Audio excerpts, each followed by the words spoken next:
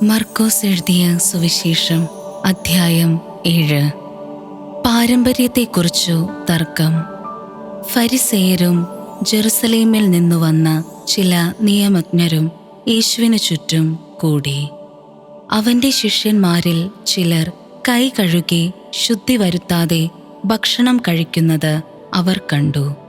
പൂർവികരുടെ പാരമ്പര്യമനുസരിച്ച് ഫരിസേയരും യഹൂദരും കൈ കഴുകാതെ ഭക്ഷണം കഴിക്കാറില്ല. പൊതുസ്ഥലത്തുനിന്ന് വരുമ്പോഴും ദേഹശുദ്ധി വരുത്താതെ അവർ ഭക്ഷണം കഴിക്കുകയില്ല.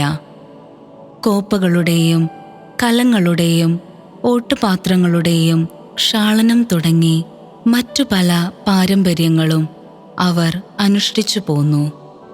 ഫരിസേയരും നിയമജ്ഞരും അവനോട് ചോദിച്ചു, നിന്റെ ശിഷ്യന്മാർ പൂർവികരുടെ പാരമ്പര്യത്തിനു വിപരീതമായി അശുദ്ധമായ കൈകൊണ്ട് ഭക്ഷിക്കുന്നത് എന്ത്? അവൻ പറഞ്ഞു, കപടനാട്യക്കാരായ നിങ്ങളെക്കുറിച്ച് യേശയ്യാ ശരിയായി തന്നെ പ്രവചിച്ചു. അവൻ എഴുതിയിരിക്കുന്നു, ഈ ജനം അധരങ്ങൾ കൊണ്ട് എന്നെ ബഹുമാനിക്കുന്നു, എന്നാൽ അവരുടെ ഹൃദയം എന്നിൽ നിന്ന് വളരെ ദൂരെയാണ്. വ്യർത്ഥമായി അവർ എന്നെ ആരാധിക്കുന്നു. മനുഷ്യരുടെ കൽപ്പനകൾ പ്രമാണങ്ങളായി പഠിപ്പിക്കുകയും ചെയ്യുന്നു. ദൈവത്തിൻ്റെ കൽപ്പന ഉപേക്ഷിച്ച് മനുഷ്യരുടെ പാരമ്പര്യം നിങ്ങൾ മുറുകെ പിടിക്കുന്നു. അവൻ തുടർന്നു, നിങ്ങളുടെ പാരമ്പര്യം പാലിക്കാൻ വേണ്ടി നിങ്ങൾ കൗശലപൂർവം ദൈവകൽപ്പന അവഗണിക്കുന്നു. എന്തെന്നാൽ നിന്റെ പിതാവിനെയും മാതാവിനെയും ബഹുമാനിക്കുക, പിതാവിനെയോ മാതാവിനെയോ ദുഷിച്ചു പറയുന്നവൻ മരിക്കട്ടെ എന്നു മോശ പറഞ്ഞിട്ടുണ്ട്. എന്നാൽ ഒരുവൻ തൻ്റെ പിതാവിനോടോ മാതാവിനോടോ നിങ്ങൾക്ക് എന്നിൽ നിന്നു ലഭിക്കേണ്ടത് ഖുർബാൻ, അതായത് വഴിപാട് ആണു എന്ന് പറഞ്ഞാൽ മതി എന്നു നിങ്ങൾ പറയുന്നു. പിന്നെ പിതാവിനോ മാതാവിനോ വേണ്ടി യാതൊന്നും ചെയ്യാൻ നിങ്ങൾ അവനെ ഒരിക്കലും അനുവദിക്കുന്നുമില്ല. അങ്ങനെ നിങ്ങൾക്കു ലഭിച്ച പാരമ്പര്യം വഴി ദൈവവചനം നിങ്ങൾ നിരർത്ഥമാക്കുന്നു. ഇതുപോലെ പലതും നിങ്ങൾ ചെയ്യുന്നു. ആന്തരികവും ബാഹ്യവുമായ ശുദ്ധി. ജനങ്ങളെ വീണ്ടും അടുത്തേക്ക് വിളിച്ച് അവൻ പറഞ്ഞു, നിങ്ങളെല്ലാവരും എൻ്റെ വാക്കു കേട്ടു മനസ്സിലാക്കുവിൻ. പുറമേ നിന്ന് ഉള്ളിലേക്കു കടന്ന് ഒരുവനെ അശുദ്ധനാക്കാൻ ഒന്നിനും കഴിയുകയില്ല. എന്നാൽ ഉള്ളിൽ നിന്നു പുറപ്പെടുന്നവയാണ് അവനെ അശുദ്ധനാക്കുന്നത്. കേൾക്കാൻ ചെവിയുള്ളവൻ കേൾക്കട്ടെ. അവൻ ജനങ്ങളെ വിട്ട് ഭവനത്തിലെത്തിയപ്പോൾ ഈ ഉപമയെക്കുറിച്ച് ശിഷ്യന്മാർ ചോദിച്ചു. അവൻ പറഞ്ഞു, നിങ്ങളും വിവേചനാശക്തിയില്ലാത്തവരാണോ? പുറമേ നിന്ന് മനുഷ്യൻ്റെ ഉള്ളിൽ പ്രവേശിക്കുന്ന ഒന്നിനും അവനെ അശുദ്ധനാക്കാൻ സാധിക്കയില്ലെന്നു നിങ്ങൾ മനസ്സിലാക്കുന്നില്ലേ? കാരണം അവ മനുഷ്യൻ്റെ ഹൃദയത്തിൽ പ്രവേശിക്കുന്നില്ല, പിന്നെയോ ഉദരത്തിലേക്കു കടക്കുകയും വിസർജിക്കപ്പെടുകയും ചെയ്യുന്നു. എല്ലാ ഭക്ഷണ പദാർത്ഥങ്ങളും ശുദ്ധമാണെന്ന് അങ്ങനെ അവൻ പ്രഖ്യാപിച്ചു. അവൻ തുടർന്നു, ഒരുവന്റെ ഉള്ളിൽ നിന്നു പുറപ്പെടുന്ന കാര്യങ്ങളാണ് അവനെ അശുദ്ധനാക്കുന്നത്.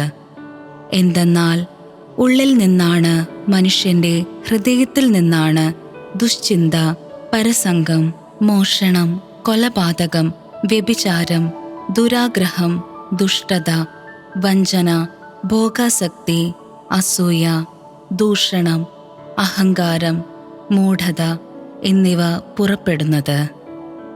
ഈ തിന്മകളെല്ലാം ഉള്ളിൽ നിന്നു വരുന്നു.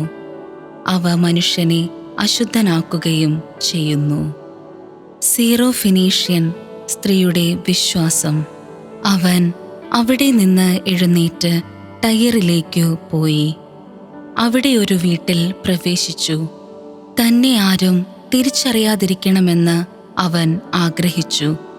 എങ്കിലും അവനു മറഞ്ഞിരിക്കാൻ കഴിഞ്ഞില്ല. ഒരു സ്ത്രീ അവനെക്കുറിച്ച് കേട്ട് അവിടെ എത്തി. അവൾക്ക് അശുദ്ധാത്മാവ് ബാധിച്ച ഒരു കൊച്ചുമകൾ ഉണ്ടായിരുന്നു.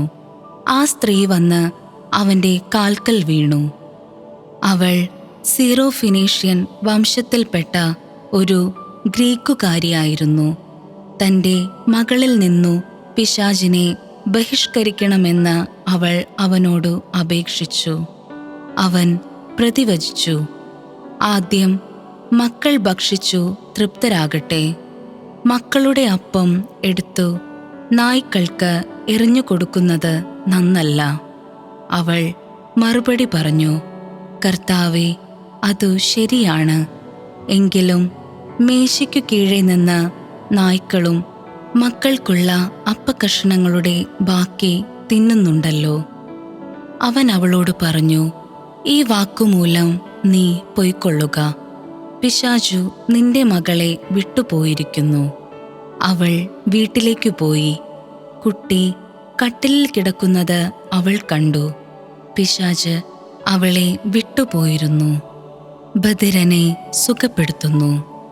അവൻ ടയർ പ്രദേശത്തുനിന്ന് പുറപ്പെട്ട് സീദോൻ കടന്ന് ദെക്കാപോളീസ് പ്രദേശത്തുകൂടെ ഗലീലി കടൽ തീരത്തേക്കു പോയി. ബധിരനും സംസാരത്തിനു തടസ്സമുണ്ടായിരുന്നവനുമായ ഒരുവനെ അവർ അവൻ്റെ അടുത്തു കൊണ്ടുവന്നു. അവൻ്റെ മേൽ കൈകൾ വയ്ക്കണമെന്ന് അവർ അവനോട് അപേക്ഷിച്ചു. യേശു അവനെ ജനക്കൂട്ടത്തിൽ നിന്ന് മാറ്റി നിർത്തി അവൻ്റെ ചെവികളിൽ വിരലുകളിട്ടു തുപ്പലുകൊണ്ട് അവൻ്റെ നാവിൽ സ്പർശിച്ചു. സ്വർഗത്തിലേക്ക് നോക്കി നെടുവീർപ്പിട്ടുകൊണ്ട് അവനോട് പറഞ്ഞു, എഫാത്ത, തുറക്കപ്പെടട്ടെ എന്നർത്ഥം. ഉടനെ അവൻ്റെ ചെവികൾ തുറന്നു, നാവിൻ്റെ കെട്ടഴിഞ്ഞു. അവൻ സ്ഫുടമായി സംസാരിച്ചു. ഇക്കാര്യം ആരോടും പറയരുതെന്ന് അവൻ അവരെ വിലക്കി. എന്നാൽ എത്രയേറെ അവൻ വിലക്കിയോ അത്രയേറെ ശുഷ്കാന്തിയോടെ അവർ അതു പ്രഘോഷിച്ചു. അവർ അളവറ്റ വിസ്മയത്തോടെ പറഞ്ഞു, അവൻ എല്ലാ കാര്യങ്ങളും നന്നായി ചെയ്യുന്നു. ബധിരർക്കു ശ്രവണശക്തിയും ഊമർക്കു സംസാരശക്തിയും നൽകുന്നു.